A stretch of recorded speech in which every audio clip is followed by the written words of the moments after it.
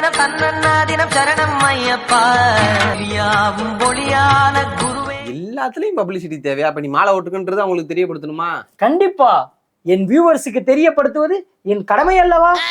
பாக்குறது 50 பேரு, அவனு ஒண்ணு நேர்ல பாத்துறான், இதுல வீடியோல வேற போய் சொல்லுவாரு. அஃப்கோர்ஸ் சுவாமி சரணம். வெல்கம் டு நம்ம வீட்டு திராய் ரிவ்யூ.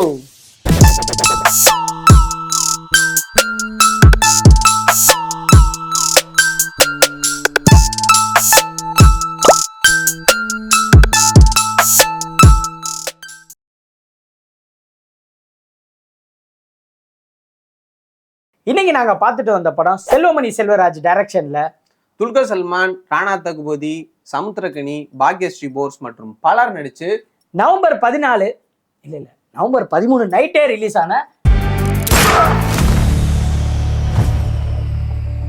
இந்த படத்தோட கதை தமிழ் சினிமால நடிப்பு சக்கரவர்த்தியா இருக்கக்கூடிய டிகேஎம்மும் அவரை தமிழ் சினிமாவுக்கு அறிமுகப்படுத்தின இயக்குனர் ஐயாவும் சேர்ந்து சாந்தான்ற ஒரு படத்துல வேலை செய்யறாங்க. அவங்களுக்கு இடையில ஏற்படக்கூடிய மனக்கசப்புனால அந்த ப்ராஜெக்ட் டிராப் ஆயிருது. சில வருடம் கழிச்சு மறுபடியும் 2 பேரும் சேர்ந்து அந்த ப்ராஜெக்டை ஸ்டார்ட் பண்றாங்க. அப்பயும் அவங்களுக்குள்ள மனக்கசப்புகள் ஏற்படுது. இருந்தாலும் படம் முடிய போற கட்டத்துல ஷூட்டிங் ஸ்பாட்ல ஒரு ஷூட் அவுட் ஆயிடுது. அதாவது ஒருத்தரை சுட்டு கொண்டுறாங்க. இப்போ இறந்தது யாரு, அவங்கள கொலை செஞ்சது யாரு, ஏன் அதை பண்ணாங்க, அதை போலீஸ் எப்படி கண்டுபிடிக்கிறாங்க, கடைசியில அந்த படம் ரிலீஸ் ஆச்சா இல்லையா, அதுதான் இந்த படத்தோட மீதி கதை. இந்த படம் ரிலீஸ் ஆகிறதுக்கு முன்னாடி இது தமிழ் சினிமாவோட முதல் சூப்பர் ஸ்டார் எம்கே தியாகராஜ பாகவதரோட கதைன்னு சில நியூஸ்லாம் வந்துச்சு. பட் லேட்டரா அந்த டீம் வந்து இல்லை இது ஃபிக்ஷனலாக தான் நாங்கள் எடுத்துருக்குறோம் அப்படின்ற மாதிரி சொன்னாங்க. பட் இது ரியலோ ஃபிக்ஷனோ, பட் படம் என்ன பொறுத்த அளவுக்கு அல்டிமேட்டாக தான் இருந்துச்சு. அல்டிமேட்டாலாம் இல்லை, டீசெண்டாக இருந்துச்சு. அதுக்கே மூஞ்சி இன்டீசெண்டா போகுது. மூஞ்சியே அப்படிதான் போங்க. நான் ஆரம்பத்திலே சொல்லிடுறேன், இந்த படம் ஒரு சிலருக்கு பயங்கரமா ஒர்க் அவுட் ஆகும், இன்னும் சிலருக்கு ஓரளவுக்கு தான் ஒர்க் அவுட் ஆகும். ஆனா யாருமே பிடிக்கலன்னு சொல்ல மாட்டாங்க. இப்போ எங்க 2 பேர்ல எடுத்துக்கிட்டீங்கன்னா எனக்கு இந்த படம் பயங்கரமா கனெக்ட் ஆச்சு. இவனுக்கு இந்த மாதிரி தான் தியேட்டர்லயும் பல தடவை கோட்டா விட்டுருந்தா. நான் ஆப்ஷன் பி. ஓரளவு கனெக்ட் ஆயிருக்கு. இப்போ நல்ல படம் பண்றவங்களுக்கும் ஆடியன்ஸ் நல்ல படம் சொல்லணும்ன்றதுக்காக படம் பண்றவங்களுக்கும் வித்தியாசம் இருக்கு. இப்போ ஆடியன்ஸ்க்காக படம் பண்ணணும்னா இட்லி கடை போதுண்டா, அதை விட்டுரு, அவரே மறந்துட்டு வேற கடை ஓபன் பண்ண போயிட்டாரா. வாட் அஸ்வின், உனக்காக நான் அவ்வளோ பெரிய ஆம்பையரே கட்டி வச்சிருக்கிறேன், நீ என்னன்னா இந்த இட்லி கடைக்கார கூட சட்டை போட்டுட்டு இருக்க. அது எம்பையர். ஆடியன்ஸ்க்காக படம் பண்ணும்போது அவங்களை என்டர்டெயின் பண்றதுக்காக சில பல விஷயங்கள் ஆட் பண்ணி தான் ஆகணும். உதாரணத்துக்கு ட்ரெண்டிங்கான சாங்ஸு,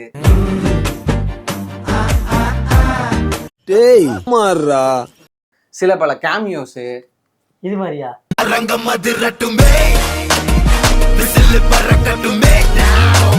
எக்ஸாம்பிளே நான் சொல்லலடா.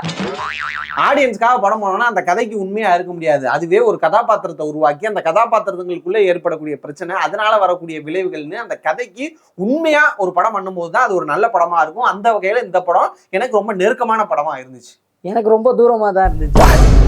தியேட்டர்ல கடைசி சீட்ல உட்கார்ந்து ஐயா போட்டு ஒரு மாலை போட்ட பையன் அடிக்கிறாரு. இந்த படத்தை ஃபர்ஸ்ட் ஹாஃப் செகண்ட் ஹாஃப்னு பிரிச்சு பார்க்க முடியாது. ஏன்னா படமாவே பார்க்க முடியாது, ஒரு காவியமா பார்க்கணும்னு சொல்ல வந்தேன்னா. உண்மையா சொல்றானா கலாய்க்கிறது சொல்றானான்னு தெரியல. பட் என்ன பொறுத்த அளவுக்கு இந்த படம் வந்து ஒரு காவியம் தான். ஆரம்பத்துல அந்த 2 கேரக்டர்ஸ் யாரு, அவங்களுக்குள்ள ஏன் இந்த ஈகோ கிளாஷ் இருக்குன்றத சொல்லி அதுக்குள்ள ஹீரோயின் மாட்டிக்கிட்டு தவிக்கிறது, ஹீரோக்கும் ஹீரோயினுக்கும் ஏற்படக்கூடிய அந்த காதல்னு, அது வந்து லப்பர் பந்து. நான் ஒரு எக்ஸாம்பிள் சொன்னேன், நீங்க போங்கண்ணா. இப்படி ஃபர்ஸ்ட் ஹாஃப்ல அந்த கதைக்கான ஒரு ஸ்ட்ராங்கான பேஸ்மெண்ட்டை வந்து செட் பண்ணியிருந்தாங்க. சங்கர் சிமெண்ட் நீடித்துழைத்திருக்கும் பாம்பன் பாலத்திற்கே போடப்பட்டது. இன்ட்ரோல் பிளாக்ல அந்த கொலை நடந்து செகண்ட் ஹாஃப்ல ராணா தகுபதி அந்த கொலையை இன்வெஸ்டிகேட் பண்ண வர ஆரம்பிச்சதுல இருந்து இந்த மாதிரி தியேட்டர்ல அப்பப்போ தூங்கிட்டு இருந்த கேரக்டர்ஸ் கூட எந்திரிச்சு இன்ட்ரெஸ்டிங்கா அவங்க வந்து படம் பார்க்க ஆரம்பிச்சிருவாங்க. அந்த அளவுக்கு செம இன்ட்ரெஸ்டிங்காகவும் என்டர்டெய்னிங்காகவும் செகண்ட் ஹாஃபை கொண்டு போயிருந்தாங்க. இது உண்மைதான். ஆனா என்ன பொறுத்தளவுக்கு இந்த படம் ஆரம்பத்துல இருந்து கடைசி வரைக்கும் தரமா தான் இருந்துச்சுன்னு சொல்லுவேன். டெக்னிக்கலா இந்த படம் பயங்கர ஸ்ட்ராங்கு. முக்கியமா விஷுவல்ஸ் அல்டிமேட்டா இருந்துச்சு. செம்ம கிளாரிட்டியான குவாலிட்டியான விஷுவல்ஸ். இல்லை பிளாக் அண்ட் ஒயிட்ல தானே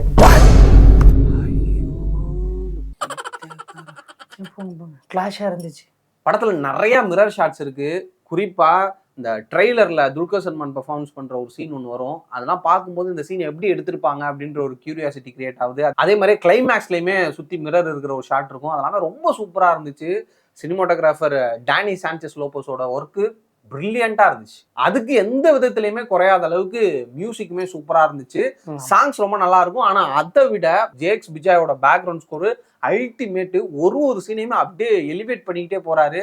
சின்ன சீனா இருந்தாலும் அதுக்கு ஒரு பவர் இருந்துச்சு. பேக்ரவுண்ட் ஸ்கோர்ல ரொம்ப சூப்பரா பண்ணியிருந்தாங்க. ஆமா, டைட்டில் கார்டு கூட கத்தி பட டைட்டில் கார்டு மாதிரி இருந்துச்சு.